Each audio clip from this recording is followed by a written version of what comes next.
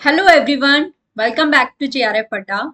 आज एक बहुत इंपॉर्टेंट सेशन मैं आप सभी के लिए लेकर आई हूँ, जहां आज हम लोग डिस्कस करेंगे यूजीसी नेट सोशियोलॉजी के लिए मोस्ट इंपॉर्टेंट यूनिट्स कौन कौन सी हैं और किस यूनिट का मार्क्स वेटेज क्या है, किस यूनिट से कितने क्वेश्चंस पूछे जाते हैं, किस तरह के क्वेश्चंस पूछे जाते हैं। ये सारी चीजें आज के सेशन में हम लोग डिस्कस करेंगे। स्पेशली जो दिसंबर के एस्पिरेंट्स हैं उनके लिए ये वीडियो बहुत ज़्यादा हेल्पफुल होने वाला है, क्योंकि आपको एक क्लैरिटी मिल जाएगी किस तरह से आपको तैयारी करनी है, कैसे प्रिपरेशन अपनी स्टार्ट करनी है। तो चलिए बिना किसी डिले के अपना सेशन स्टार्ट करते हैं।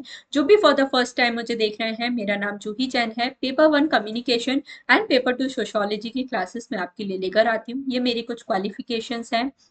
हमारा जो दिसंबर का बैच है वो भी स्टार्ट हो चुका है। बिल्कुल बेसिक से हम लोग यहाँ पे पढ़ने वाले हैं, तो बिल्कुल बेसिक से हमने स्टार्ट किया है। Introduction of sociology, emergence of sociology, ये सारी चीजें, फाउंडिंग फादर्स हैं, ये सब हम लोग कवर करने वाले हैं। और सारी जो यूनिट्स हैं वो भी एकदम डिटेल में हम लोग यहाँ कवर करेंगे। तो डिटेल वीडियो कोर्सेज तो आपको मिलते ही हैं, बट इसके साथ ही ये सभी फीचर्स भी आपको यहाँ पर मिल जाते हैं। तो इस बैच को आप जरूर ज्वाइन कर सकते हैं। मेरा सब्जेक्ट यहाँ पर अवेलेबल है, तो आप paper one plus paper two sociology का बैच ले सकते हैं। कंप्लीट वीडियो कोर्स आपको मिलेगा, डाउट क्लियरिंग सेशंस यहाँ होंगे, इसके साथ ही PYQs, test series, handbook, crash course, ये सभी फीचर्स भी आपको मिल जाती हैं। तो बिल्कुल भी डिले मत कीजिए, क्लासेस हमारी स्टार्ट हो चुकी हैं। अगर आप साथ में प्रिपेयर करना चाहते हो तो इस फाउंडेशन बैच को आप ज्वाइन कर सकते हो।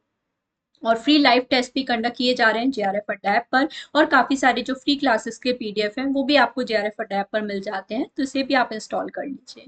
सबसे पहले बेसिक से ही हम लोग शुरुआत करते हैं कि हमारा सिलेबस क्या है, फिर देन हम लोग देखेंगे इंपॉर्टेंट यूनिट्स क्या है, कितने क्वेश्चंस यहाँ से बनते हैं, तो ये सारी चीजें डिस्कस करेंगे। सिलेबस की अगर हम बात करें तो यहाँ पर 10 यूनिट्स आपको हमारे सिलेबस में दी गई है। नंबर वन यूनिट है sociological theory, then research methodology and methods, basic concept. तो ये इस तरह से 10 यूनिट्स आपको दी गई हैं। सबसे पहले अगर सोशोलॉजिकल थियरी यूनिट्स की बात करें तो यहाँ पर आपको 26 थिंकर्स दिए गए हैं।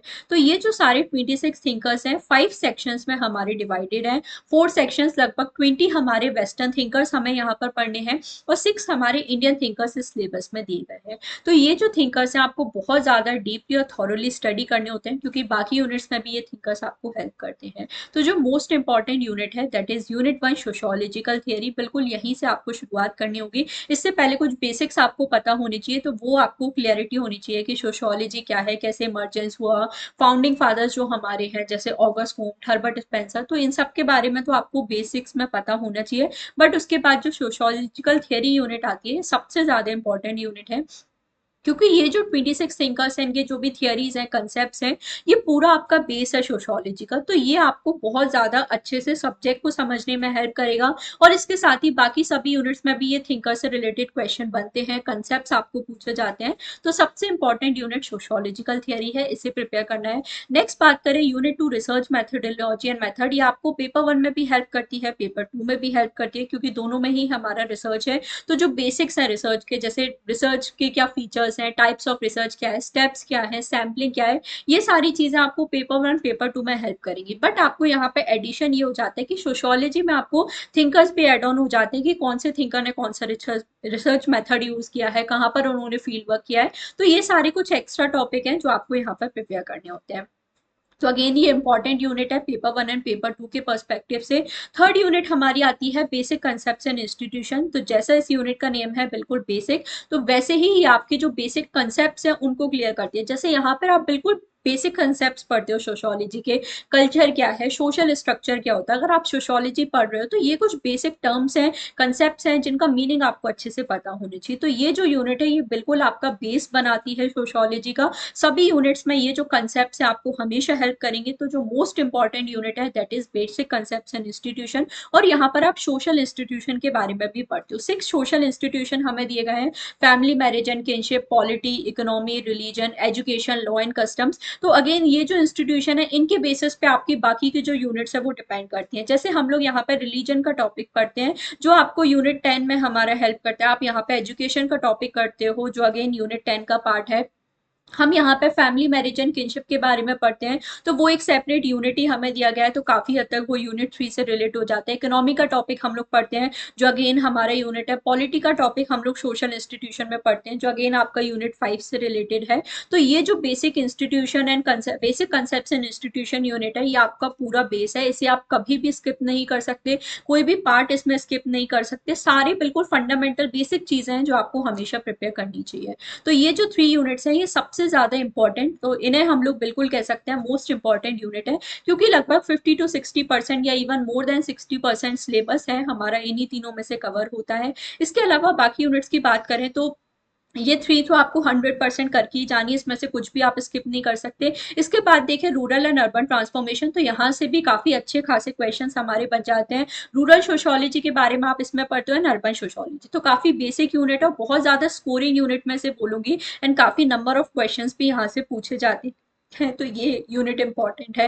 नेक्स्ट आता है स्टेट पॉलिटिक्स एंड डेवलपमेंट। अभी अगर हम लोग लास्ट 4-5 साल का ट्रेंड देखें, तो इस यूनिट से कम क्वेश्चंस पूछे जा रहे थे, जैसे हार्डली 2 या 3 क्वेश्चन, बट अभी जून एग्जाम में यहाँ से काफी सारे क्वेश्चन पूछे गए हैं। सबसे इंपॉर्टेंट जो टॉपिक आता है यूनिट 5 में, दैट इज सोशल मूवमेंट, जहां से अभी रिसेंटली 3-4 क्वेश्चन पूछे गए हैं। तो उस कुछ टॉपिक ऐसे हैं यूनिट 4 में जो आपके लिए बहुत ज्यादा इंपॉर्टेंट है, जैसे सोशल मूवमेंट्स है हमारा, नेशन स्टेट का जो टॉपिक है, ग्रास रूट डेमोक्रेसी है, जेंडर एंड डेवलपमेंट का जो टॉपिक है, ये कुछ ऐसे टॉपिक्स हैं जो मोस्ट इंपॉर्टेंट है इस यूनिट के लिए। तो आपको यहाँ कुछ टॉपिक 100% इसमें प्रिपेयर करना है। बाकी यहाँ पे कुछ ऐसी चीजें भी हैं जो हमारे काफी हद तक फैक्चुअल है, जैसे पब्लिक पॉलिसीज वगैरह हैं, तो इंटरनेशनल ऑर्गेनाइजेशन वगैरह है, तो ये सब फैक्चुअल यूनिट्स भी आपको यहाँ पे प्रिपेयर करनी है। इकोनॉमी एंड सोसाइटी में भी अगेन कुछ ऐसे इंपॉर्टेंट टॉपिक है जहां से हमेशा क्वेश्चन आते हैं, तो इकोनॉमी एंड सोसाइटी यूनिट का भी वेटेज काफी ज्यादा है, काफी अच्छे नंबर ऑफ क्वेश्चंस यहाँ से बन जाते हैं, वो भी अभी मैं आपको बताऊंगी। यहाँ पर भी एक इंपॉर्टेंट टॉपिक आता है हमारा, that is models of economic development, जहाँ पे लगभग हम लोग 10 to 12 मॉडल्स पढ़ते हैं, और ये टॉपिक ऐसा है जहां से आपको गारंटीड क्वेश्चन देखने को मिलते हैं। बाकी भी कुछ ऐसे बेसिक टॉपिक है, जैसे पॉवर्टी वाला टॉपिक है हमारा, तो ये सब कुछ टॉपिक है जो आपको इकोनॉमिक यूनिट में प्रिपेयर करने हैं। इन्वायरमेंट एंड सोसाइटी कुछ हद तक पेपर 1 से भी हमारा रिलेटेड है, क्योंकि यहाँ पर भी आप पोल्यूशन के बारे में, इन्वायरमेंट एंड कन्वेंशंस प्रोटोकॉल्स, जो अलग अलग समिट्स हुए हैं उन सभी के बारे में पढ़ते हो, तो वो हमारे रिलेटेड हो जाता है। बट यहाँ पे कुछ आपके डिफरेंट एस्पेक्ट, जैसे अलग अलग थिंकर्स के बारे में हम लोग पढ़ते हैं, इको फेमिनिज्म का टॉपिक हम लोग यहाँ पर पढ़ते हैं, इन्वायरमेंटल मूवमेंट्स वगैरह है, तो वो काफी ज्यादा इंपॉर्टेंट टॉपिक्स हैं जो आपको प्रिपेयर करना है। Family marriage and kinship unit 3 में आपका जो बेस है वो पूरा कवर हो जाता है। इसके अलावा फेमिनिज्म का टॉपिक हमेशा गारंटीड 100% पूछा जाने वाला टॉपिक है सोशियोलॉजी का, जो हमारा फेमिनिज्म का टॉपिक है आपका यूनिट 5 से भी रिलेटेड है, यूनिट 6 से भी रिलेटेड है, यूनिट 8 में भी है ही, तो फेमिनिज्म तो आपको हमेशा अच्छे से प्रिपेयर करना है, तो ये यूनिट आपके लिए इंपॉर्टेंट है। Science and technology and society, जो अभी करंट सिनेरियो आप देखोगे जिस तरह के डिजिटल वर्ल्ड में हम लोग हैं,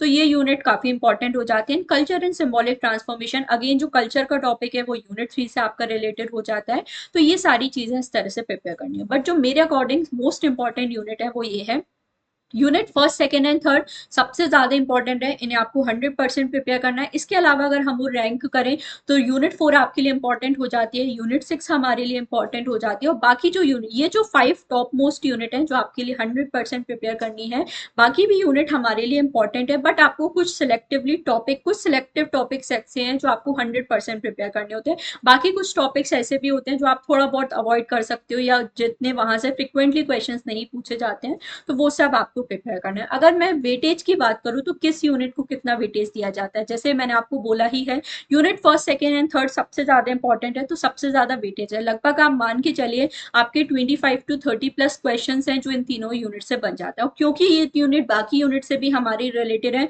तो कहीं ना कहीं रिलेटेड क्वेश्चन भी हमारे बन जाते हैं। तो अगर मैं ओवरऑल देखूं आपका यूनिट 1 सेकेंड एंड थर्ड के, तो लगभग 25 to 30 क्वेश्चन आप एक्सपेक्ट कर सकते हो। इवन अकेले यूनिट 5 से ही आप मान के चलिए 20 क्वेश्चन आपके लिए बन जाते हैं। रिसर्च से आप एवरेज देखो, हर बार आपको लगभग 10 क्वेश्चंस देखने को मिल रहे हैं। यूनिट 3 से भी आप देखो 10 to 15 क्वेश्चन इजीली आपके बन जाते हैं, तो ये तीनों यूनिट्स भी आप प्रिपेयर कर लेते हो। सोशियोलॉजी में अगर आपका टारगेट है आपको 80 to 85 क्वेश्चन सही करने हैं, तो आप इजीली अपने 30 जो क्वेश्चन हैं, मतलब यूनिट 1 से ही आपके 25 टू 30 क्वेश्चंस बन जाते हैं, और यूनिट अगर मैं तीनों यूनिट को अगर मिला दूं तो लगभग यहाँ से आपके 40 टू 50 प्लस क्वेश्चन बन जाते हैं। अब आप सोचो अगर आप 3 यूनिट को भी अच्छे से पढ़ लेते हो तो भी आपका कितना मेजोरिटी ऑफ द जो सिलेबस है, क्वेश्चन है, वो आपको कवर हो जाते हैं। तो ये जो 3 यूनिट्स हैं इन पर आपका हमेशा फोकस रहना चाहिए। बाकी जो यूनिट्स हैं इनमें क्वेश्चन फ्लक्चुएट होते रहते हैं, बट अगर यूनिट 6 की बात करूँ तो यहाँ पे आप देखो एवरेज हर बार आपको लगभग 10 क्वेश्चंस मिल जाते हैं, मतलब 8 टू 10 क्वेश्चंस हम लोग यहाँ पर एवरेज लेके चल सकते हैं। तो यूनिट 6 इंपॉर्टेंट हो जाती है, और यूनिट 4 में भी लगभग आप देखो एवरेज आपको 10 क्वेश्चंस मिल जाएंगे। यहाँ पर कम क्वेश्चन पूछे गए हैं क्योंकि जो पैसेज है वो कहीं ना कहीं यूनिट 4 से रिलेटेड था, तो इस तरह से बैलेंस हो जाता है। तो ये टॉप 5 मोस्ट इंपॉर्टेंट यूनिट है जो आपको 100% प्रिपेयर करनी है। बाकी जो यूनिट है उनको भी ऐसा नहीं है आप छोड़ के जा सकते हो, कोई भी ऐसे यूनिट नहीं है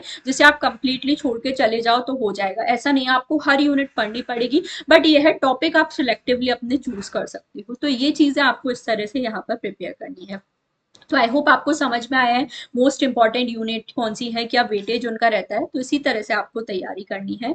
तो आज का ये जो सेशन था बस यही आपको छोटी सी इंफॉर्मेशन देनी थी, क्योंकि जो बिगनर्स हैं वो काफी ज्यादा परेशान होते हैं, उन्हें समझ नहीं आता कि कहाँ से स्टार्ट करें, कैसे स्टार्ट करें। तो इन यूनिट से आप स्टार्ट कर सकते हो, बट ये जो यूनिट्स हैं इससे पहले भी आपकी जो बेसिक्स हैं वो क्लियर होनी चाहिए। कुछ ऐसी चीजें हैं जो डायरेक्टली आपकी सिलेबस में मेंशन नहीं है, जैसे इमरजेंस ऑफ सोशियोलॉजी, यहाँ से आपके क्वेश्चन भी बनते हैं, जो अलग अलग इवेंट्स हमारे हुए हैं, फ्रेंच रिवॉल्यूशन है, इंडस्ट्रियल रिवॉल्यूशन है, तो इन सभी के बारे में आपको पता होना चाहिए। जो फाउंडिंग फादर्स हैं, ऑगस्ट कॉम्ट है, Herbert Spencer, Vilfredo Pareto, George Simmel, इन सभी के बारे में आपको पता होना चाहिए। तो ये जो बेसिक्स वाला पार्ट है ये आपके लिए स्ट्रॉन्ग करना बहुत ज्यादा जरूरी है, तो इस पर ज्यादा फोकस रखिए। बाकी फिर अपने अकॉर्डिंग आप यूनिट वाइज स्टार्ट कर सकते हो। तो अगर आपको मेरी हेल्प की जरूरत है, मेरे साथ प्रिपेयर करना चाहते हो, तो आप हमारे इस बैच को ज्वाइन कर सकते हो, जहां पर मैं आपको बिल्कुल फाउंडेशन से सारी चीजें कवर कराने वाली हूँ। क्लासेस हमारी स्टार्ट हो चुकी हैं, तो बिल्कुल बेसिक से ही हमने स्टार्ट किया है, जहां पे ये जो सारी चीजें हैं हम लोग कवर करने वाले हैं। जो कंटेंट का लेवल है वो आप यूट्यूब पर देख सकते हो, मैंने आपके लिए काफी सारी क्लासेस ली हैं, प्लेलिस्ट चेक कर सकते हो।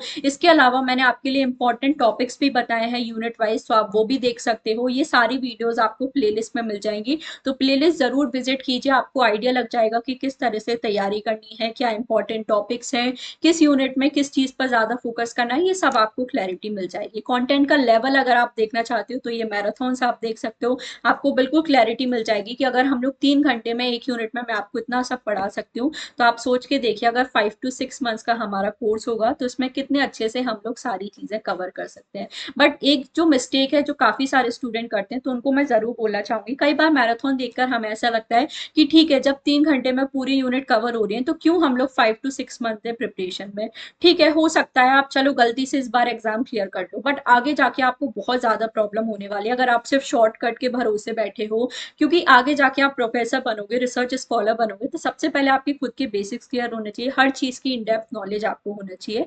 तो मैराथन्स आपको इन डेप्थ नॉलेज कभी भी नहीं प्रोवाइड करेंगी, मैराथन्स आपको तभी हेल्प करेंगी जब आपका पहले से कोई बेस बना हुआ। अगर आप सोच रहे हो कि मैंने कुछ भी ना पढ़ा हो, सिर्फ मैराथन देके प्रिपरेशन कर लेता हूँ, तो ऐसे काम नहीं चलेगा। आपको अच्छे से जिस तरह से पेपर का लेवल हो रहा है, एनालिटिकल कंसेप्चुअल क्वेश्चन यहाँ से पूछे जाते हैं, तो अच्छे से बिल्कुल बेसिक टू एडवांस सारी चीजें आपको प्रिपेयर करनी हो। तो अगर आप खुद से सेल्फ स्टडी कर सकते हो तो बहुत ज्यादा अच्छी बात है। अगर आपको मेरी हेल्प की चाहिए जरूरत है तो आप बिल्कुल इस कोर्स में एनरोल कर सकते हो, और अगर आपको एनरोल करना है तो अभी कर लीजिए, क्योंकि ये जो टॉप मोस्ट 100 बच्चे हमारे सिलेक्ट होंगे, ये इनका बिल्कुल जेआरएफ निकलवाने की जो रिस्पॉन्सिबिलिटी है वो मेरी है। तो अगर आपको भी फर्स्ट अटेम्प्ट में बिल्कुल धमाकेदार तैयारी करनी है और जेआरएफ अगर आप क्लियर करना चाहते हो, तो इस दिसंबर बैच में आप एनरोल कर सकते हो। हेल्पलाइन नंबर आपको गिवन है, कोई भी डाउट है, क्वेरी है कोर्स से रिलेटेड, तो आप कॉल कर सकते हो, सारी इंफॉर्मेशन मिल जाएगी। काफी सारे फीचर्स आपको यहाँ पर मिल रहे हैं, तो बहुत छोटा सा इन्वेस्टमेंट है जो आपको बहुत अच्छे फ्रूटफुल रिजल्ट्स दे सकता है। तो इस चीज को बिल्कुल भी मिस मत कीजिए। बाकी टेलीग्राम चैनल है, यहाँ पर भी आप अपने डाउट मुझे पूछ सकते हो, हेल्पलाइन नंबर आप पे गिवन है, उस पर भी कॉल कर सकते हो। बाकी 3 PM पर मेरी डेली यूट्यूब की क्लासेस होती हैं, इन्हें भी आप ज्वाइन कर सकते हो। एंड 11 AM पर मेरी पेपर 1 कम्युनिकेशन की क्लासेस होती हैं, तो इनको भी आप यहाँ पर फॉलो कर सकते हो। सो आज का सेशन यहीं तक रखते हैं, और कोई भी डाउट है, क्वेरी है, कमेंट सेक्शन में आप बता सकते हो। Thank you so much for joining the session.